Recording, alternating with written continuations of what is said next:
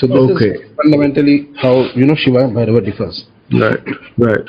Before we move to the next question, I have some doubts, so let me get them clarified first. So, in the path of Upasana or Sadhana, how important are the puranic stories associated with Bhairava or Shiva? For example, the stories of Bhairava. One story says that he was created by a strand of hair of Shiva. Another one says Bhairava is Shiva himself. So it's like, is he like Veerabhadra or is he Shiva himself? Are these stories, do they hold any importance in sadhana? They do hold an important sadhana, provided the upasaka's mind has opened up a bit to understanding the tattva that is inherent in the story. Otherwise, if you get too fixated on the literal aspect of the story, it will derail you from the sadhana. It's that what I've seen with various people. So the most fascinating story of Bhairava that comes from some of the Puranas is that there was this conflict between Brahma and Vishnu, and Brahma. Yes. So Brahma basically thinks that Shiva has 5 heads, I also have 5 heads. What is the difference? Yes. I'm just we ran that story under the screen while you were speaking. Yes. Right. So he has, and then there is another variation of the story where he gets fascinated with, I think, Saraswati or somebody specifically, and in order to keep an eye on her, he keeps developing one head after the other till 5 heads are formed, and he's not able to get out of his attachment. And that is when, out of the anger of Shiva, the Rudra energy of Shiva, Bhairava is formed, and he cuts off the 5th head of Brahma with the nail of the little finger of his left hand. Okay. So this story is fascinating story, and then after that he gets into the sin of Brahmahatya, because Brahma is the first Brahmana, and then he carries the kapal of Brahma in his hand. It gets stuck in his hand, and he roams around for 12 years. Shiva tells him that you go around here. He roams around Bharatvarsha for 12 years. Eventually, finally, he comes to Kashi, and in Kashi, that kapal falls from his hand into a place called Kapal Mochan, where there's a tank right now, and there is one of the Bhairava temples are there, Kapal Mochan, and he settles down in Kashi as the Kotwal or the Kshetrapala of Kashi. But this story is so important that in ancient times there used to be a vrata of Bhairava Upasakas known as Mahavrata, where once the Bhairava Diksha was given to somebody, that individual would be given a human skull, khappar, Brahmanda khappar, in imitation of Bhairava.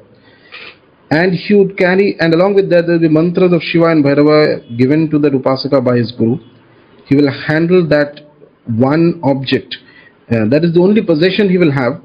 And for 12 years, he will be roaming around in different paths, eating by begging in that skull. Whatever comes is given into that skull. At night, he's not supposed to stay in an area where people are staying, so he has to get out of the town, the village, whether it's a cremation ground or a lonely place. So that skull will be his only possession. That is where he will eat. That is where he will any water he has to drink, everything, etc. And in imitation of Bhairava, we will continue this for 12 years. Okay, 12 years doing the sadhana, meanwhile doing the Bhairava mantras. After the end of it, he becomes a Siddha of Bhairava. So beautifully, there are two things here. One is that all our Upasana Paddhatis are imitation of the play, the leela of the gods. Different deities have done different activities at a cosmic scale. And we humans, we imitate those in order to imbibe certain tattvas of that devata into our being. And that is how we succeed in this sadhana. Okay. Great. Today, the 12-year Mahavrata may not happen for everybody. It may happen only in maybe few Aghar Sampradayas, etc., not outside. But you get the gist. So Bhairava Upasana requires you to develop that innate fearlessness where eventually you are able to go about into a situation or a place where you don't know anything, you don't have any friends, family enough, and you have only reliance on the mantra of Bhairava. And that is where the dogs become so important, as I was explaining. In those areas, it's where those come into play. The second thing we derive from this, so he does, at the spiritual level, what he does is that cuts off Brahma's head. Okay, which head is it? That head which thought that I am creating everything. What is the difference between me and Shiva? Shiva has 5 heads, I also. Ego, exactly. Yes. So, not only the ego is of course there, but more importantly, he cuts off the thinking mind. One of the typical things that will happen if you keep doing Bhairava Upasana into greater depths, he will take you into a state where the thinking, the rationalizing mind will be cut off. So you will have an understanding of things at a more organic, more vital, more intuitive level. It is not something you will rationally understand and add 2 and 2, 4 and things like that, and information collecting and gathering that the mind anyway keeps doing. And you realize eventually that the Brahmanda Kappar that Bhairava holds is nothing but the head of the Upasaka in his own hand. He grips the head, he removes the thinking process, he takes you into a state where you are governed by the intuition that he is going to manifest into your being. And intuition did not always be in the head, it can also come in the heart, it can come in the various parts of the body in different ways, etc. That is the fundamental tattva of Bhairava Upasana. Eventually, I'm saying, repeating the word eventually, because do not be under the illusion that you start today and tomorrow it's going to happen. This is going to take you years, and depending on the purva samskara of the person, it will take years. But fundamentally, the greatest joy, the greatest beauty, power, manifestation, excellence in Bhairava Upasana only starts when the thinking mind is transcended. And Bhairava is the Devata who will do it for you eventually. If you hang on to him, if you allow him if you do not resist what he's trying to give you, if you approach him, he'll also approach you with certain energies. And if you do not resist, and if you persist in the sadhana for years, this is exactly what he will do. So this story is basically a demonstration of, at a cosmic level, of things that are going to happen to the Upasaka at an individualized level in his own mind and body.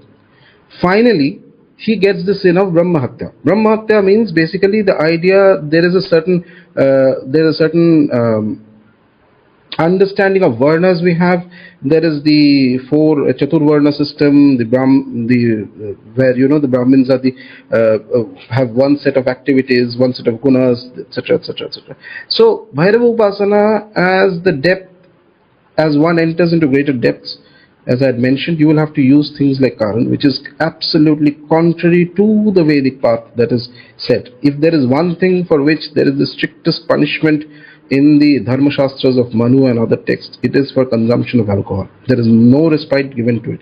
Even everything else, there is still some prayashchitta. This is the harshest injunctions against it. And that is the element that Bhairava will eventually bring into play if you go deeper into his sadhana. Whether you consume or not is irrelevant. He will demand, you will have to give. It comes at a later stage, not at stage 1, but yes, that's what it is. The moment you are able to do that, what happens is that there is going to be an internal conflict between the acharam of the Vedic path and the acharam of the Tantric path. And that is why there are, in reflection of this, there is to be various statements, both in the ancient Kashmiri texts, somewhere I had read that, and also in the Shakta text, that outside you appear as a Shiva, in the group you will appear as a Vaishnava, but internally you will be a Kola, which is that you keep your allegiances internal, because people may not understand why you are doing this. It is the demand, it is the nature of the deity who makes you do it eventually. So these things come in from the main primary story of the Puranic story of Bhairava.